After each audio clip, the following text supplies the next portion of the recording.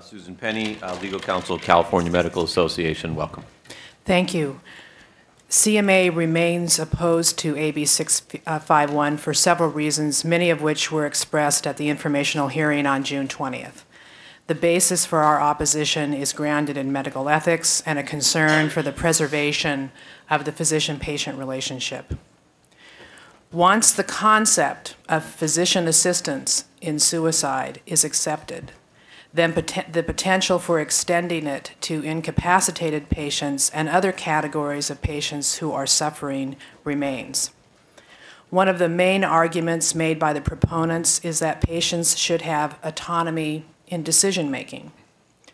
If the concept is framed as a personal right akin to the right to refuse treatment, and if the right to die case law precedents are relied upon, then there is a high probability that physician-assisted suicide will be extended to effectuate the rights of incapacitated patients who have expressed the desire to have assisted suicide to their surrogate under certain circumstances.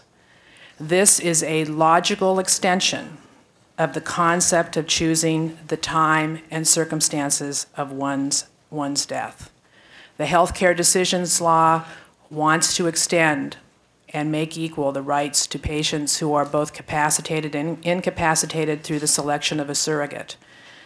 There is absolutely no way that once medicine says that it is acceptable for physicians to assist in the death of a patient, there is absolutely no logical argument against extending that right to incapacitated patients or to patients with other categories of disability or disease other than terminal illness. It is entirely premature to argue that there is no slippery slope because Oregon's law is too new and has been under attack too long for those opportunities to come forth at this time. The most recent June 15th amendments to the bill are also extremely concerning because of the certainty that the language will actually have a chilling effect on current efforts to improve end-of-life care, most particularly pain management. It truly was a privilege to participate in that and listen to the witnesses.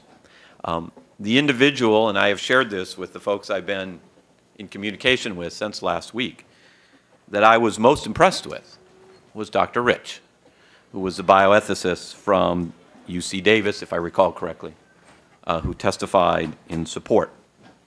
His testimony was very eloquent, everyone's was, but I was particularly taken by his testimony. He and I have since talked, exploring some of these bioethical questions about whether physician-assisted end-of-life decisions is grounded in bioethics.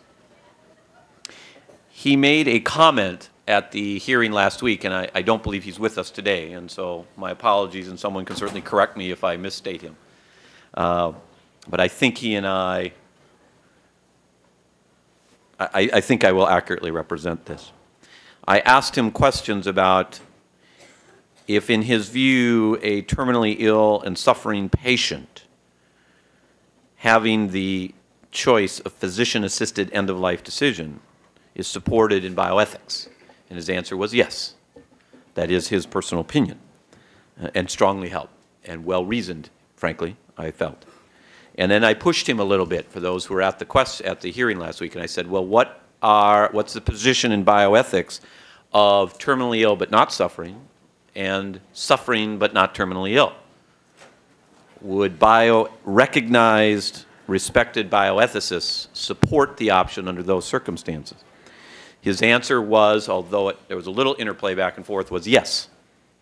He underscored with me, without reservation, there are well-respected bioethicists that would support, from a bioethics perspective,